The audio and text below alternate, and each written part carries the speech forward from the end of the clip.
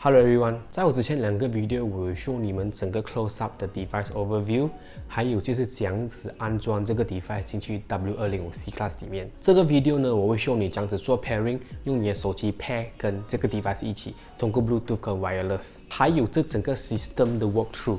我会一每一个 features 跟 function 都跟你们解释，或者 show 你怎样子用。话不多说 ，Let's go。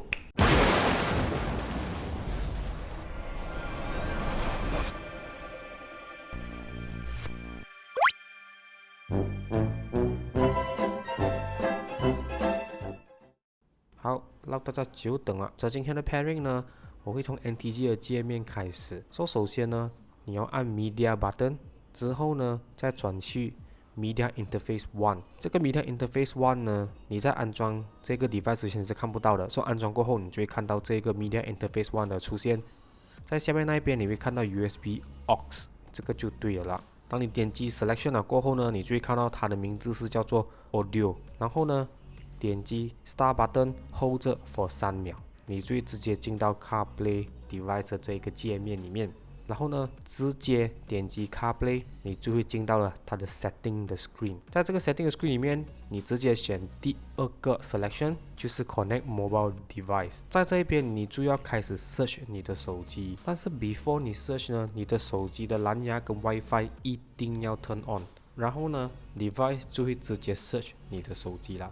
当 Search 到你的手机之后，点击你的手机的名字，然后过后 After 你 click IAP2 Profile， 过一个 few second， 你的手机就会出现 Notification 就会要求你 pair 你的 Bluetooth 跟 CarPlay， 所以你就按 pair。第2个 Notification 它会 request for synchronization， 所以你就 click Allow。这个是最后一个 Notification， 当你看到这个的话，你就差不多成功了。它就会要求你让你的手机用 CarPlay。如果你没有看到这个 Notification 的话，代表说你的 connection 是 fail 的，这样你就要重新做多一次。你看这边的话，就是你要 click Use CarPlay， 最后一个 step 你就按 Return。当到这边的时候，你的 connection 跟 pairing 已经是成功了。Next following 就是我们 device 的整个 walkthrough。我们现在要进入它的这个 device 的 main menu。By click the Start button, hold 住 for 3 seconds，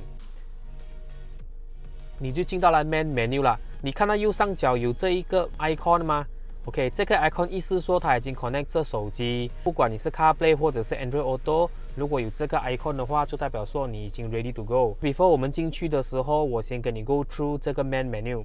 第一个 CarPlay， 这一个其实就是我们刚才在做 connection 的时候会进去的一个 menu。所以这边 basically 没有什么东西需要做，除非你还要再连接或者 pairing 多另外一个手机。这个 Bluetooth reset 是给你做 reset， 或者是你要 reset 你整个 CarPlay 的那个 pairing system。如果没有的话，这个 menu 其实是不用进来的。OK， 第2个 AirPlay 就会是我们直接把 Apple 手机的那个界面，整个手机给投影在这个荧幕上。Android Auto 它是叫 Wire Auto 啦啊。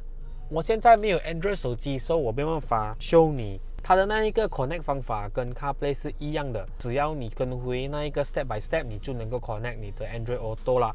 Auto Link 其实就是 Android 的 Mirror Link，basically 就是 Android 版的 AirPlay 啦。USB 就是如果你有 connect 任何一个 pen drive 或者是 USB device 进去这个 interface 的话，你就可以从这边 access 咯。如果你不要用 wireless 来 connect CarPlay 或者是 Android Auto， 你都可以用 USB cable data cable 来 connect 你的手机。Camera 呢，这个是你可以 connect to the second camera。我们的 installation video 里面，我们是有 show 到这一个 cable 啦哈 ，for 这个 camera 的。我希望在短期时间内，我有办法可以 show 你们这样子 connect 这个 second camera 是在 side mirror 或者是在前面。如果你还没有看过我们的 installation video 的话，你可以 click 右上角这个 link。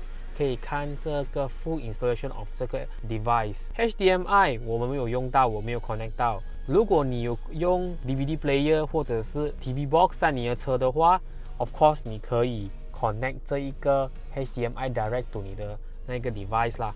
Setup 这个 setup 里面呢就会是 more to setting， 所以你可以选择你的语言、display setting、audio、reverse 这个是 show camera 的 setting，CarPlay、Android Auto setting，Wi-Fi 这个我不知道什么来的。Right hand、left hand 是看你是 right-handed driver 或是 left-handed driver。Camera mirror on 还是 off？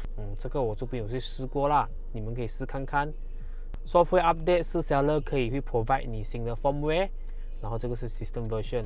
唯一这个里面我想谈的会是 audio。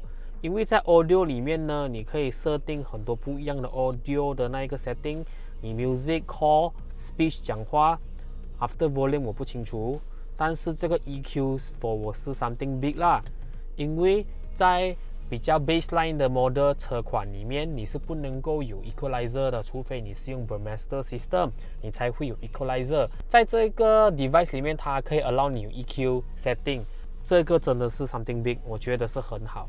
来让我改变我的车里面的 audio system 的那一个音效，或者是那一个不同的那一个 mood，especially 如果你已经有了 center speaker tutor 在你的车里面。所以这样子退出这个界面的话，你可以去这个 exit， 或者再 hold 你的 start button for 3秒。它就会出去这个 screen， 但是你会看到很奇怪，为什么会这样子？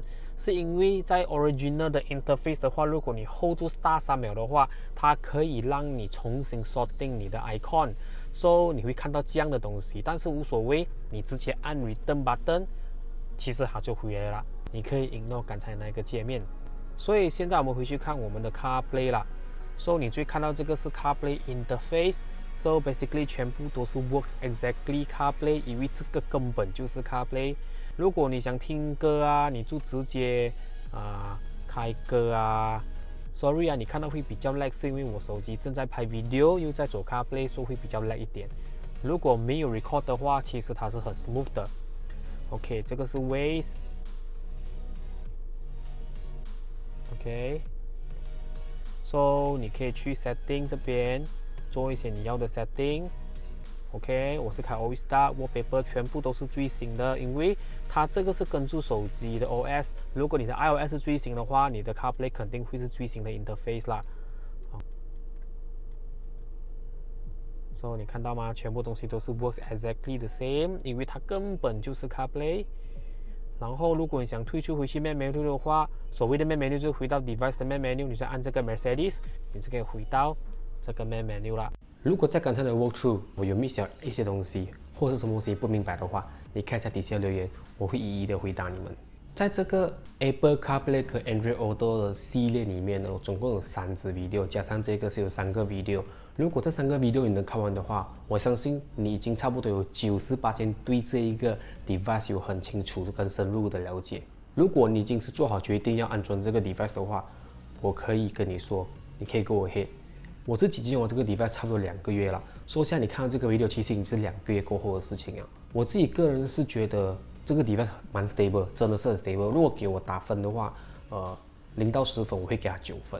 唯一的那1分只是在于要进出那个 interface 的时候需要按那个 button 3秒，那个我觉得有一点点麻烦，但是可能我觉得那个也不是很大的问题，因为它会 auto resume 进去那个 system， 有时候是不需要你按的。但是如果你还在考虑到底是要安装这个 device， 或者是 go with Android display， 可能你就可以按这一个 link 来看这个 video。我做这个 video 呢的目的就是要给你们去做一个 reference， 让你去决定你要 go with Android screen 还是这个 retrofit 的 device。在 video 里面我会告诉你们它的好处跟它的坏处，但是你还是要做一个自己的决定啦，我没有办法帮你决定。这只是给你做一个个人参考。